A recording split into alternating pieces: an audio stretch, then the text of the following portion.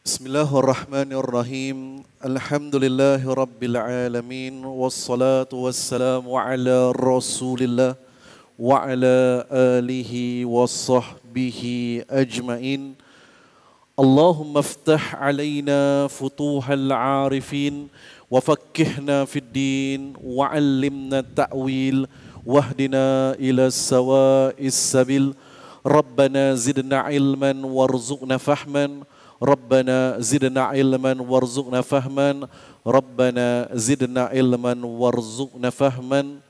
Nawaitul i'tikaf fi hadzal masjid lillahi ta'ala wa sallallahu ala sayyidina wa maulana Muhammad wa ala alihi wa sahbihi wa baraka wa sallam walhamdulillahi rabbil alamin. Qala sallallahu alaihi wa alihi wa sallam la tadkhulul jannata hatta tu'minu ولا تؤمنوا حتى تحابوا ألا أدلكم على شيء فإذا فعلتموه تحاببتم فأفشوا السلام بينكم. Nabi sallallahu alaihi wasallam telah bersabda, tidaklah akan masuk ke dalam syurga bagi seseorang itu sehinggalah mereka beriman kepada Allah. Dan tidak pula sempurna iman seseorang itu sehinggalah mereka saling kasih mengasihi dan sayang menyayangi. Maka oleh yang demikian Rasulullah SAW menyatakan, aku mendidik dan mengajar kepada kamu satu perkara yang kalau kamu lakukan maka akan terikat hati kamu dengan kasih dan sayang. Fa'afshus salama bainakum, sebarkanlah salam di antara kamu. Assalamualaikum warahmatullahi wabarakatuh. Alhamdulillah, moga-moga dengan permulaan kita memberi salam kepada kepada orang-orang yang berada di keliling kita. Allah Subhanahu wa taala mengikat hati-hati kita insya-Allah. Apa khabar tuan-tuan dan ibu-ibu yang dirahmati Allah? Alhamdulillah, semoga dalam keadaan sihat, sejahtera, dirahmati Allah Subhanahu wa taala. Hati kita tenang, minda kita tenang, perut kita tahan sekejap. Insya-Allah. Mudah-mudahan kita dapat konsentrate dalam tempoh yang akan diberikan ini. Ini merupakan part 1. Selepas maghrib ni part 1 syarahannya, sebab tu namanya syarahan perdana. Syarahan lepas maghrib. Maka perdana lepas isyak. Sambungan kedua, boleh tuan-tuan? Ustaz duduk seorang sudah, kita nak balik. Jadi alhamdulillah, syukur kepada Allah Subhanahu wa taala, kita sudah berada dan melangkahkan kaki, dikurniakan panjang usia, kita telah berada pada malam 12 Rabiul Awal. Yang mana malam kita namakan sebagai malam Maulidur Rasul, iaitu hari kelahiran baginda, ataupun ada yang menggelarkan malam Zikra Rasul, malam yang memperingatkan baginda sallallahu alaihi wasallam. Jadi tidak lain dan tidak bukan, kita tadi telah melangkahkan kaki untuk hadir ke masjid. Mudah-mudahan kita dah pasang niat untuk kita i'tikaf, untuk kita mendapatkan manfaat, untuk kita mengamalkan sunnah-sunnah Nabi Muhammad sallallahu alaihi wasallam. Kenapa kena mengamalkan sunnah? Kerana Rasulullah SAW mempunyai satu kelebihan yang telah diberikan oleh Allah khusus untuk umat Nabi sallallahu alaihi wasallam yang dinamakan sebagai syafa'atul uzma, penolong dan pembantu untuk dikurniakan kepada umat Nabi di padang mahsyar nanti. Yang mana di saat itu tiada seseorang pun, mahupun para anbiya yang lain, nabi-nabi yang lain, untuk membantu setiap manusia yang meminta pertolongan dan bantuan kecuali Nabi Muhammad sallallahu alaihi wasallam, yang Allah izinkan, wahai Muhammad, aku berikan engkau telaga Al-Haud, aku berikan engkau telaga Al-Kautsar, aku berikan engkau iaitu syafaatul uzma bagi sesiapa yang bertemu dengan engkau. Pernah mereka dan mereka mengaku mereka adalah umat kamu, maka kurniakanlah kelebihan, kurniakanlah pertolongan kepada mereka. Mudah-mudahan malaikat Raqib dan Atid sedang mencatat. Malaikat Raqib sedang mencatat di kanan kita, menyatakan si fulan hari ini datang ke masjid dan kemudian jatuhkan niat untuk beribadah, jatuhkan niat untuk memekarkan lagi cinta kepada Rasulullah sallallahu alaihi wasallam. Alhamdulillah, tuan-tuan dan ibu-ibu yang dirahmati Allah. Ada yang mungkin datang daripada petang, ada yang mungkin baru sampai sebentar tadi berjamaah. Apa pun yang kita lakukan tadi, sebelum pada waktu maghrib, kita telah melalui program demi program. Maknanya dia dimulakan dengan baca al-ma'thurat, kemudian diteruskan dengan kita bertahlil, membaca dan kemudian mendoakan kepada mereka-mereka yang mungkin telah pergi sebelum kita. Kita juga telah berselawat kepada Nabi Muhammad sallallahu alaihi wasallam. Kita juga tadi ada di kalangan kita yang bila mahallul qiyam dipanggil selawat, bila kita sallallahu ala Muhammad sallallahu alaihi wasallam, sallallahu ala Muhammad sallallahu alaihi wasallam. Time kita berselawat tadi, kita berdiri dan kemudian kita berselawat kepada Nabi Muhammad sallallahu alaihi wasallam. Ada orang kata, Ustaz, kenapa nak berselawat nak kena berdiri, Ustaz? Tak boleh ke kita duduk saja berselawat? Boleh, tak ada masalah. Bagi siapa yang nak duduk silakan. Tapi bagi siapa yang nak diri silakan. Mana boleh diri, Ustaz? Tak boleh diri. Kenapa tak boleh pula? Tuan-tuan dan ibu-ibu yang dirahmati Allah sekalian, pernah satu ketika di dalam majlis Nabi SAW menyampaikan ilmu majlis tersebut. Nabi bila nak menyampaikan ilmu dalam majlis, dan kemudian bila Rasulullah SAW datang, bila Nabi datang sahaja, maka para sahabat dan orang-orang yang berada di situ mereka kelam kabut mereka diri untuk menghadap Rasulullah SAW. Bila Nabi dah duduk, baru semua duduk. Satu hari Rasulullah SAW kata orang tu intaha, iaitu melarang mereka daripada berdiri. Nabi masuk, semua berdiri. Nabi tegah mereka, jangan sekali-kali kamu berdiri ketika aku datang. Maka di saat itu dan ketika itu, setiap kali Rasulullah SAW datang, maka para sahabat akan duduk. Maka di antara para sahabat, ada seorang sahabat Nabi yang bernama Sayyidina Hasan ibn Thabit. Sayyidina Hasan bin Thabit ini adalah seorang sahabat Nabi yang pakar dalam syair-syair yang indah. Macam adik-adik tengok lagu-lagu kan, komposer nyanyi-nyanyi kan, itu lagu. Tapi untuk orang-orang Arab ketika dulu, entertainment mereka adalah mendengar syair-syair, qasidah-qasidah. Dan daripada syair-syair dan qasidah itu bila dibacakan, kalau perkataan-perkataannya indah dan kuat, maka akan mendatangkan semangat motivasi. Kalau perkataan-perkataan dia menyentuh emosi, maka dia akan membawa kepada kesedihan dan sebagainya. Jadi ketika Nabi dah mencegah dan melarang daripada orang ramai untuk berdiri, saat itu tiba-tiba Rasulullah datang dalam sebuah majlis, semua tengah duduk. Sayyidina Hasan ibn Thabit radhiyallahu anhu, dia seorang yang berdiri. Macam tiba-tiba masuk, dia seorang berdiri. Member-member lain semua tengok, kau dah kenapa? Macam itulah. Kan para sahabat tengok, biar betul, duduklah. Tak, dia nak diri juga. Kemudian Rasulullah masuk. Kemudian dia kata, habislah engkau, kan Nabi dah larang. Nabi kata jangan berdiri, kenapa engkau berdiri?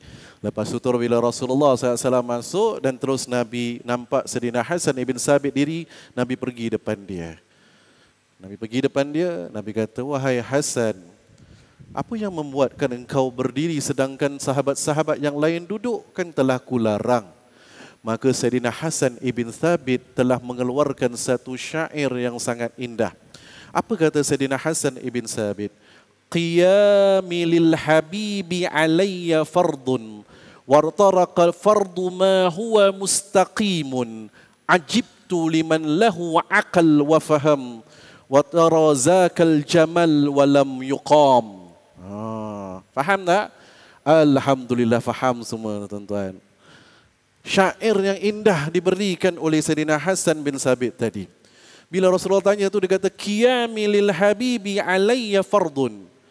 Tiba-tiba dia kata, berdirinya aku untuk orang yang aku kasihi merupakan kefarduan bagi diri aku.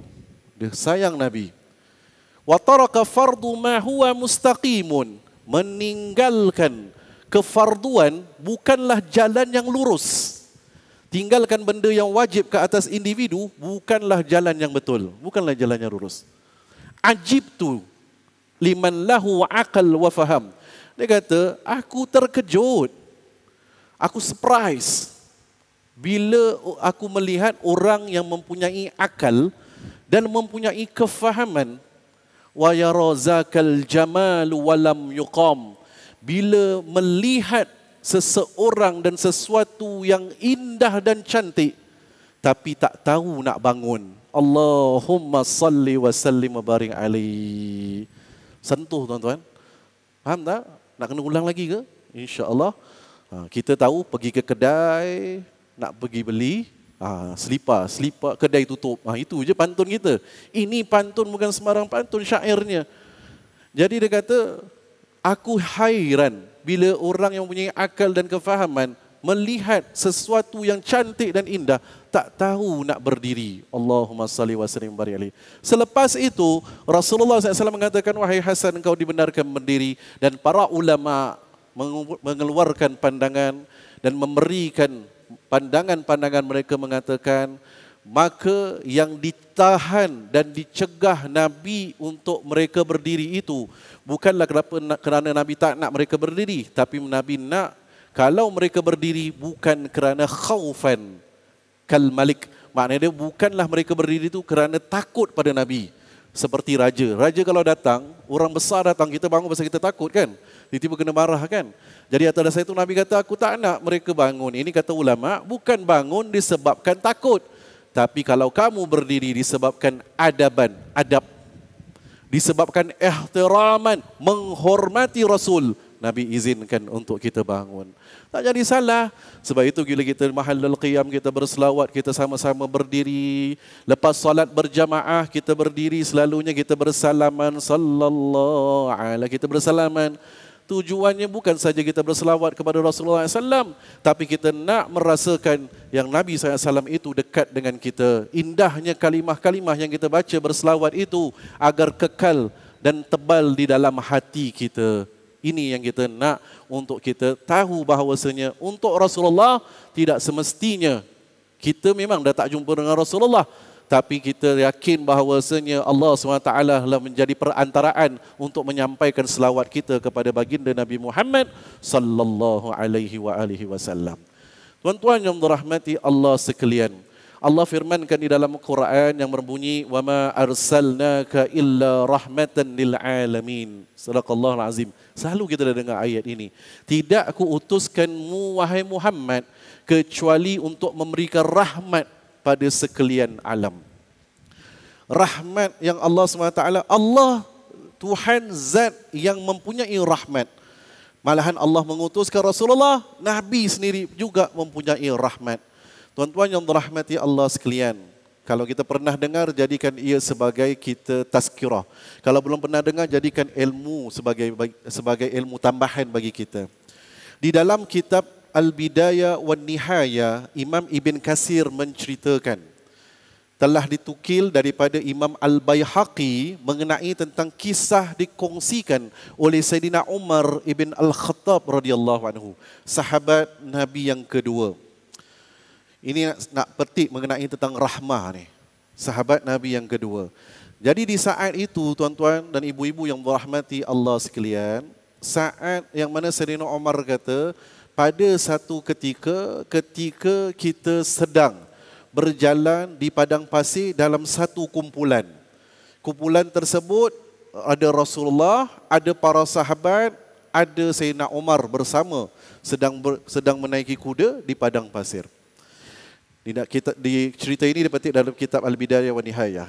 Kemudian di saat itu juga ada kumpulan yang sedang kata orang tu berpiknik lah, bukan piknik bukan macam kat East Coast, tidak, berten lah, pasang tent dan sebagainya di padang pasir. Adalah kumpulan dinamakan sebagai Bani Sulaim. Kumpulan Bani Sulaim. Kumpulan Bani Sulaim ni mereka amat memusuhi dengan Nabi SAW pada ketika itu. Jadi di kalangan Bani Sulaim ni yang ramai-ramai, mereka kata, okey, kau disuruhlah kau seorang pergi cari makanan untuk kita. Jadi dekat padang pasir nak cari apa? Nak pancing, tak ada ikan. Betul tak? Nak cari kambing, dia bukan ada gunung-gunung yang gurun. Padang pasir, lapang.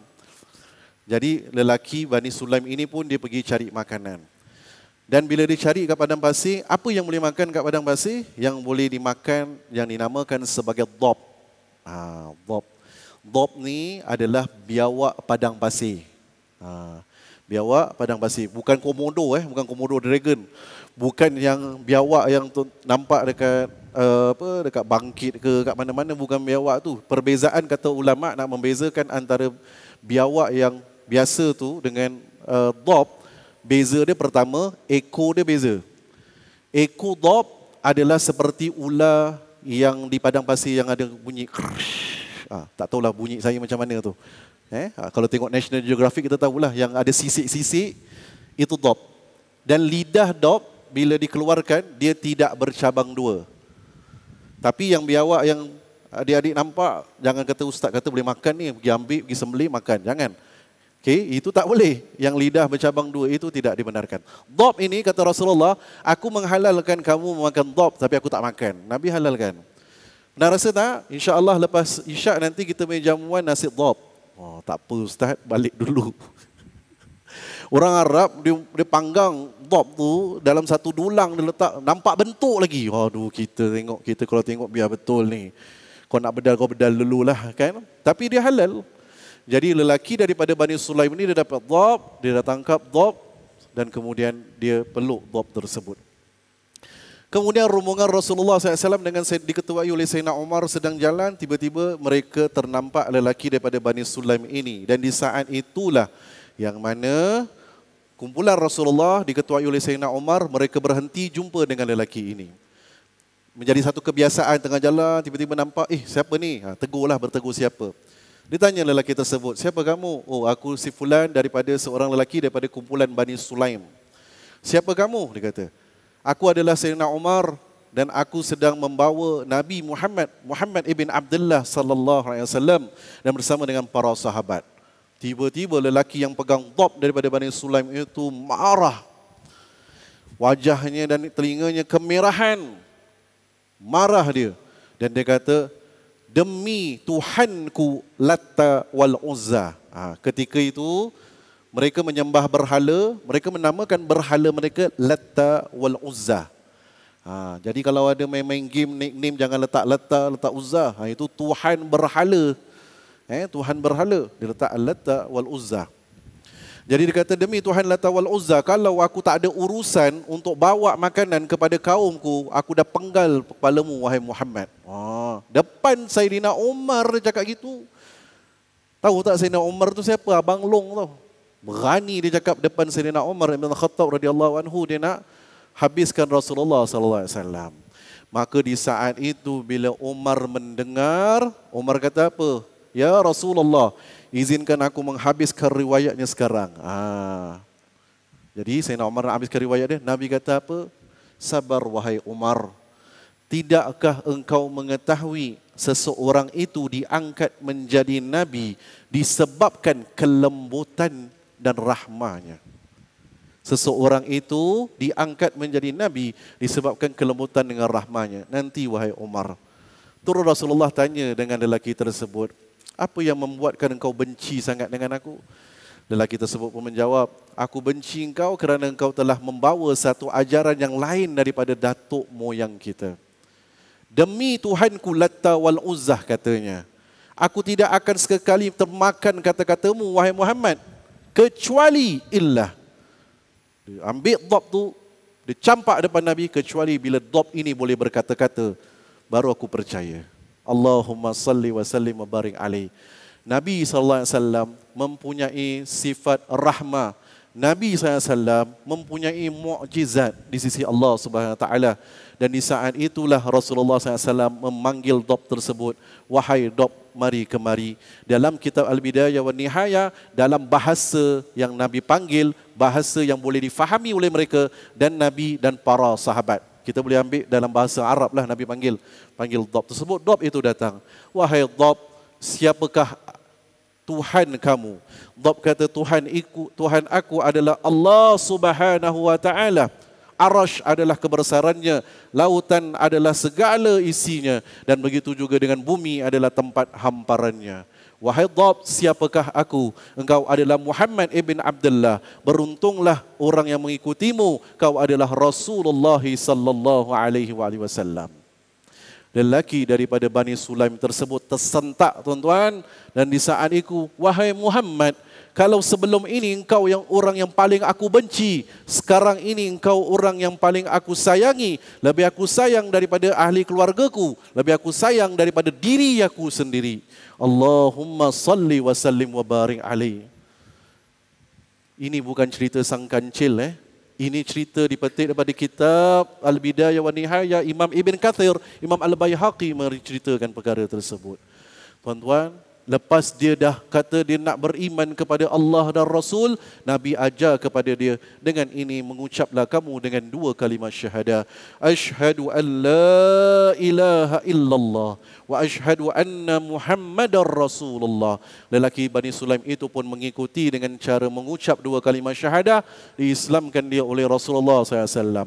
Nabi berkata kepada dia, wahai pemuda, wahai seorang lelaki, sesungguhnya aku ingin mengajarkan kepada kamu, inilah dia, engkau telah masuk Islam dan telah beriman kepada Allah. Sekarang aku ajarkan kepada kamu mengenai tentang tiangnya. Tiangnya adalah ibadah salat, kata Rasulullah. Dan salat itu tidak akan dapat sah kecuali dengan engkau dapat mempelajari Al-Quranul Karim, kata Rasulullah. Kemudian Nabi mengajarkan dengan dia satu surah. Surah apa? Nabi baca surah Al-Ikhlas. Bismillahirrahmanirrahim. Qul huwallahu ahad, Allahus samad, lam yalid wa lam yulad wa lam yakul lahu kufuwan ahad. Sadaqallahul azim. Nabi dah bacakan surah Al-Ikhlas tersebut. Kemudian dia kata, ya Muhammad, wahai Rasulullah, aku tidak pernah mendengarkan perkataan yang sangat indah. Aku tidak pernah mendengarkan syair yang sehebat ini. Kata Nabi SAW, ketahuilah, ini bukan syair, ini bukan perkataan yang sembarangan. Ini adalah firman dan ayat suci Al-Quran, kalamullah daripada Allah Azza wa Jalla. Tak habis kat situ, Nabi tanya dengan dia lagi, wahai lelaki, ada tak engkau bersama dengan engkau, kau dah masuk agama Islam ni, ada tak engkau harta untuk engkau hidup? Dia kata, wahai Muhammad, sesungguhnya di kalangan kaumku Bani Sulaim, akulah orang yang paling miskin sekali. Akulah orang yang paling dhaif sekali. Sebab itu tugasku untuk disuruh untuk mencari makan dan sebagainya. Kata Rasulullah SAW kepada para sahabat yang ada, wahai sahabat-sahabatku, ketahuilah beliau ini adalah seorang saudara baru kita. Siapa di kalangan kamu yang ingin mengorbankan sedikit harta demi dia? Apa kata para sahabat yang lain yang mengangkat tangan? Yang lain Sayyidina Umar kata, ya Rasulullah, aku akan berikan sekian.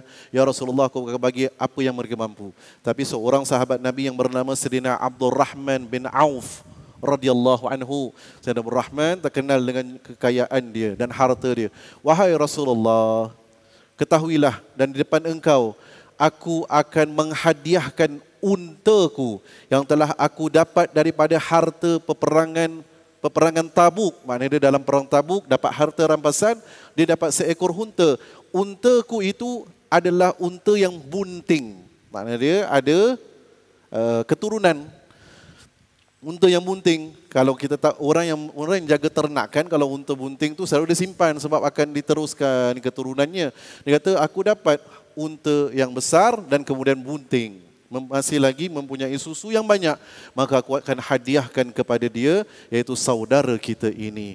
Kata Rasulullah SAW, ya Abdurrahman bin Auf, wahai Abdurrahman, sesungguhnya engkau telah menceritakan apa yang kau akan hadiahkan kepada beliau. Ketahuilah, aku akan ceritakan kepada engkau apa yang akan kau dapat di akhirat nanti. Wahai Abdurrahman, nanti di akhirat kelak, engkau akan mendapat seekor unta yang diperbuat daripada permata. Pelananya, tempat duduk unta tersebut mutiara-mutiara yang sangat berwarna hijau, kalau tak silap saya berwarna hijau atau berwarna kuning. Mutiara yang sangat hebat. Bila engkau di akhirat nanti akan naik ke atas unta tersebut, laju bergerak, semua orang yang melihat akan merasa cemburu. Itu adalah balasan kerana pengorbanan hartamu demi saudaramu untuk agama Allah, untuk Rasulullah sallallahu alaihi wasallam. Itulah hadiah yang dikurniakan dan diberikan kepada Abdul Rahman bin Auf. Kemudian Abdul Rahman kata, "Ya Rasulullah, dengan ini aku redha di atas hadiah yang akan diberikan oleh Allah kepada diriku. Allahumma salli wa sallim wa barik alaih." Tuan-tuan dan ibu-ibu yang dirahmati Allah, pengajarannya dekat mana? Pengajaran dia adalah bermula daripada kesabaran Nabi bila diherdik dan dikutuk. Nabi bila diherdik tadi, dikutuk tadi, kalau ikutkan Sayyidina Umar, habis riwayat lelaki tersebut. Tapi kalau ikutkan Rasulullah, Nabi SAW mempunyai sifat rahmah, sifat penyayang. Dan di saat itulah sifat penyayang Nabi, Nabi menggunakan sifat penyayang Nabi untuk berbual dengan penuh kesabaran, berbicara dengan penuh kesabaran. Bila kita mempunyai sifat penyayang, Allah bantu. Tuan-tuan yang dirahmati Allah, di dalam ayat Al-Quran, sifat-sifat ini boleh kita aplikasikan di dalam kehidupan bersama dengan keluarga bagi kita memperkukuhkan institusi keluarga kita. Di dalam surah Al-Imran ayat 159, Allah firmankan, "Ba'da a'udzu billahi minasyaitonir rajim. Fabima rahmatin minallahi linta lahum." Maka kata Allah, maka kerana rahmat dan kasih sayang Allah lah engkau wahai Muhammad telah berlembut hati. Ada ulama tafsir kata bukan sahaja ditujukan kepada Nabi, tapi ayat ini ditujukan kepada Nabi, para sahabat dan umat Nabi Muhammad sallallahu alaihi wasallam. Apa maksud ayat ini? First kali, fabima rahmatin minallahi linta lahum.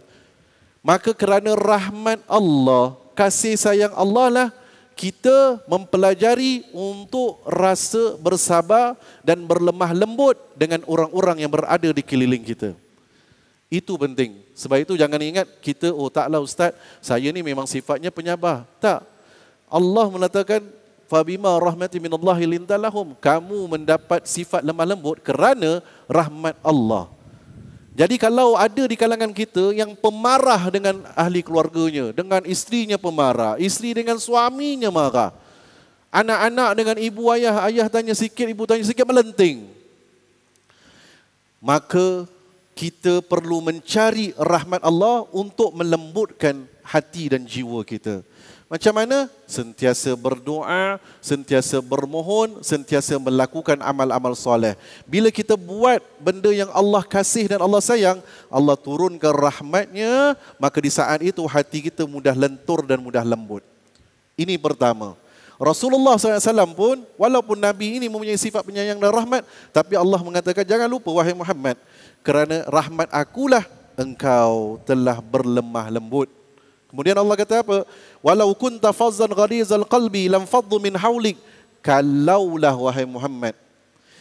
Dan begitu juga para sahabat dan umat Nabi, kalaulah engkau berkeras hati ataupun dengan engkau berlaku kasar, lan faddu min haulik, mereka akan lari daripada engkau.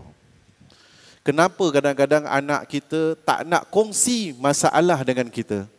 Sebab bila dia nak kongsi sedikit aja, kita dah mula melenting, mengatakan apa yang dia buat itu salah. Kenapa dalam ahli keluarga tak ada perbincangan? Kerana bila nak berbual je kita tahu, oh ini kalau cakap habis lah. Mesti habis punya, tak dapat kita nak settle problem tersebut. Jadi, pertama, kena beribadah kepada Allah agar hati itu lembut. Dan kalau tidak, maka kita akan gunakan kekerasan. Kata Allah, walau kunta fazzan ghalizal qalbi lam faddu min hawlik. Kalau kau keras wahai Muhammad, kau kasar dengan mereka, mereka akan lari daripada engkau. Kemudian Allah didik kita tips ini. Kan? Allah didik kita tips ni. Maka bila dalam keluarga, dalam bersama dengan jiran tetangga, dalam kehidupan, apa yang kita perlu buat? Fa'fu anhum. Maka pertama, bila kita tengah nak mendidik, Ustaz, saya dah cuba lembut dengan anak-anak. Ustaz, saya cuba dah berbual dengan menantu saya. Ustaz, saya dah berbual dengan isteri saya. Ibu, anak-anak pun, Ustaz, saya dah cuba berbual dengan ayah saya. Maka kalau masih lagi dia kasar, Ustaz, tak bolehlah. Fa'fu anhum. Ini Allah ajar obat untuk hati. Fa'fu anhum apa? Bila mereka kasar juga, kau dah buat baik pun, tapi mereka tak faham apa yang kau nak sampaikan, maafkan mereka. Kerana kemaafan itu akan melegakan hati. The problem zaman sekarang, kita stres, kita tekanan disebabkan kita tak nak lontarkan kemaafan kepada orang. Kita simpan, malam kita tak tidur, kita masih geram lagi. Besok kita bangun, kita masih geram lagi. Padahal ahli psikologi dah kata, sebelum tidur, muhasabah. Tadi si fulan ada buat sekian dengan aku, maka dengan ini aku maafkan dia. Ya Allah, aku maafkan dia, aku nak lupakan. Dan orang yang paling bahagia adalah orang yang sentiasa memaafkan. Rasulullah SAW, orang Bani Sulaim tadi kutuk Nabi, herdik Nabi. Nabi kata apa? Nabi tanya dengan dia, kenapa kau tak suka aku? Kan? Nabi berbual dengan cara yang baik. Maka biarlah orang nak buat kita, fa'fu anhum. First, maafkanlah mereka. Kemudian Allah kata apa? Kamu dah maafkan, wastaghfir lahum. Makna dia doa, mohon kepada Allah agar diampunkan dosa mereka. Pernah tak kita geram dengan orang? Ya Allah, ya Tuhanku, aku geram dengan si fulan, tapi Engkaulah Tuhan yang Maha Pengasih lagi Maha Penyayang. Dengan kekuasaan-Mu, ya Allah, maafkanlah sekiranya ada kesilapan yang beliau lakukan. Doa yang dimakbulkan Allah adalah doa seseorang secara senyap kepada sahabat dan saudaranya. Doa dimakbulkan Allah. Pernah tak kita selalu doa untuk diri kita, untuk keluarga kita, tapi bagaimana dengan musuh ataupun dengan orang yang kita geram? Kita geram dengan ahli keluarga, geram dengan orang di tempat kerja, geram dengan jiran tetangga, geram dengan orang sekeliling. Pernah tak kita doa kepada Allah SWT agar ya Allah ampunkanlah dan maafkanlah dia, dan sesungguhnya Engkaulah Tuhan yang Maha Pengampun. Jadi Allah didik, fa'fu anhum, maafkan mereka. Kemudian usaha, minta kepada Allah, doakan mereka agar hatinya jadi lembut. Masalahnya zaman sekarang kita selalunya malas untuk minta dengan Allah. Datang ada masalah, Ustaz, saya ada masalah sekian, dah minta dengan Allah, dah doa dah. Bila doa, hari tu lah. Tapi lupa. Padahal kita perlu minta. Bukannya kita rugi. Bukannya setiap kali kita minta dengan Allah, akaun bank kita minus $5, minus $10. Tak. Kita minta kepada Allah, Allah kata rahmat Allah tu lebih luas daripada dosa yang kita buat. Rahmat Allah tu lebih luas daripada kasih sayang yang Allah SWT mempunyai. Jadi, Allah dah kata apa? First, jaga ibadat untuk dapat rahmat kepada Allah dan lemah lembut.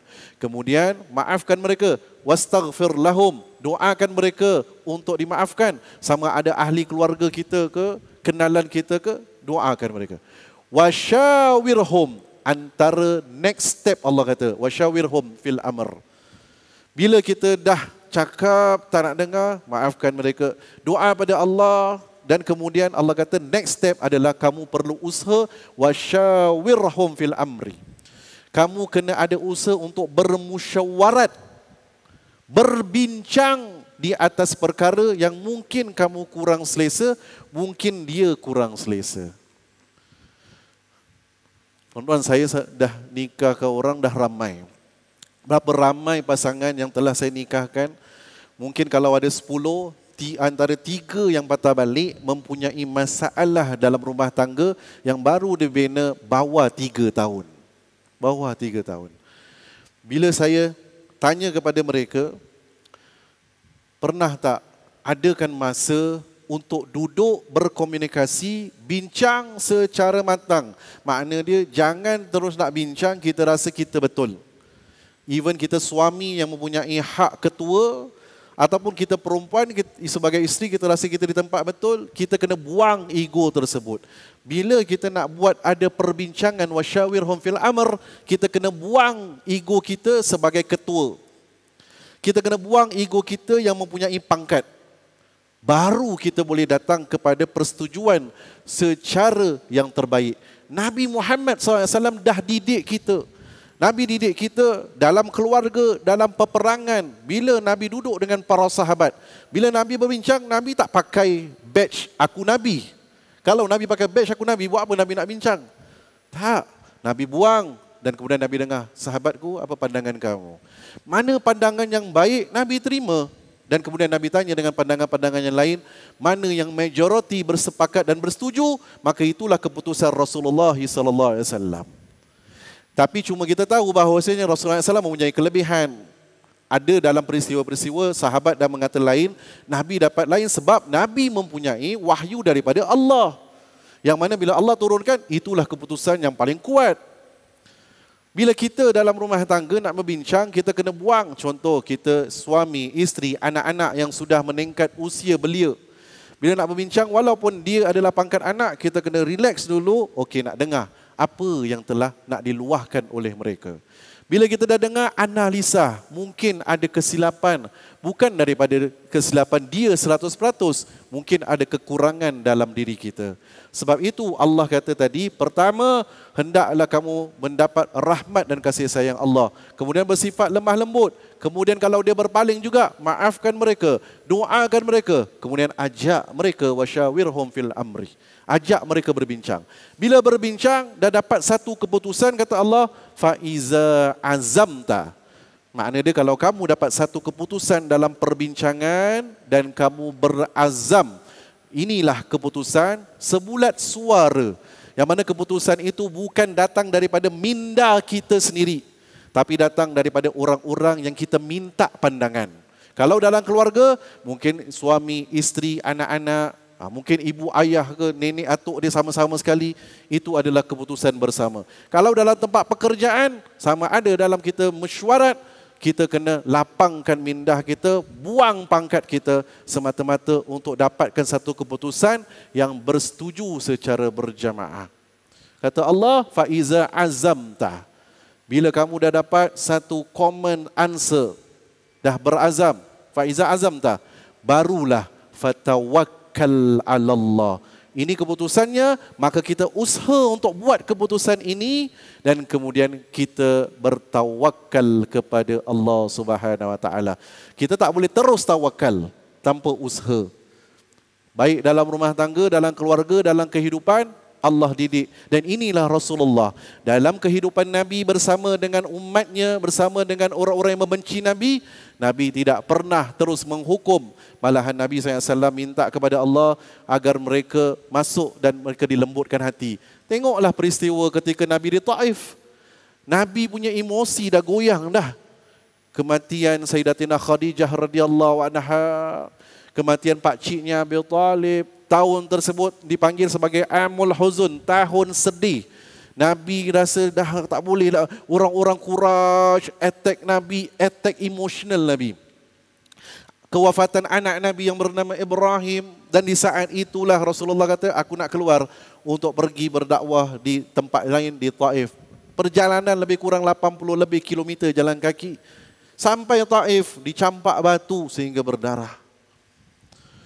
Dan di saat itu Nabi kalau nak minta kepada Allah dia boleh minta, tapi duduknya Rasulullah SAW bersandarkan pohon. Di saat itu Nabi doa dan Nabi menadah tangan kepada Allah. Antara pengisian doanya, ya Allah, kalaulah kerana sebab aku mereka itu tidak beriman, ya Allah, maka ampunkanlah segala dosa-dosaku.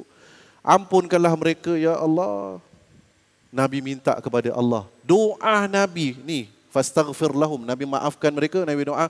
Doa Nabi tersebut didengar oleh seorang wanita yang tinggal berdekatan, namanya Rabi'ah.